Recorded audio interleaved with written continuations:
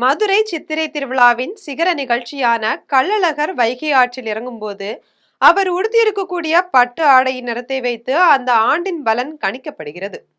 அழகர் வைகை ஆற்றில் இறங்குவதற்கு முன்பாக எந்த பட்டு ஆடை உடுத்துவார் என்பது யாருக்கும் தெரியாது.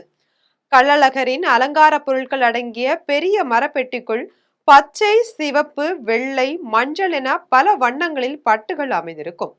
அழகர் கோவில் தலைமை பூசாரி கண்களை மூடிக்கொண்டு ஒரு பட்டு துணியை தேர்ந்தெடுப்பார். அவர் கையில் எந்த வண்ணப்பட்டு வருகிறதோ அதுதான் கள்ளழகர் வைகை ஆற்றில் இறங்கும் போது அணிவிக்கப்படும். பச்சை பட்டு எடுத்தால் மிகவும் விசேஷம். அழகர் பச்சை பட்டு உடுத்தி ஆற்றில் இறங்கினால் அந்த ஆண்டு நாடு முழுவதும் நல்ல மழை பெய்து விவசாயம் செழித்து நாடு சுபிட்சமாக இருக்கும். மக்கள் இதை மிகவும் மங்களமான அறிகுறியாக கருதுகின்றனர். அழகர் மஞ்சள் பட்டு உடுத்தினால் அந்த ஆண்டு சுப காரியங்கள் தடையின்றி நடக்கும் என்று நம்பப்படுகிறது.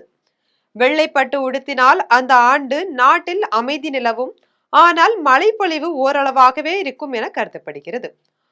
ஆனால் அழகர் சிவப்பு பட்டு அணிந்து வந்தால் அந்த ஆண்டு நாட்டில் போர்கள், அமைதியின்மை அல்லது இயற்கை சீற்றங்கள் ஏற்படலாம் என்பது ஐதீகம். இன்று வைகை ஆற்றில் கள்ளழகர் பச்சை பட்டுடுத்தி இறங்கியது இந்த ஆண்டு நல்ல மழை பெய்து விவசாயம் சிறக்கும் என்பதற்கான நல்ல அடையாளமாக பார்க்கப்படுகிறது.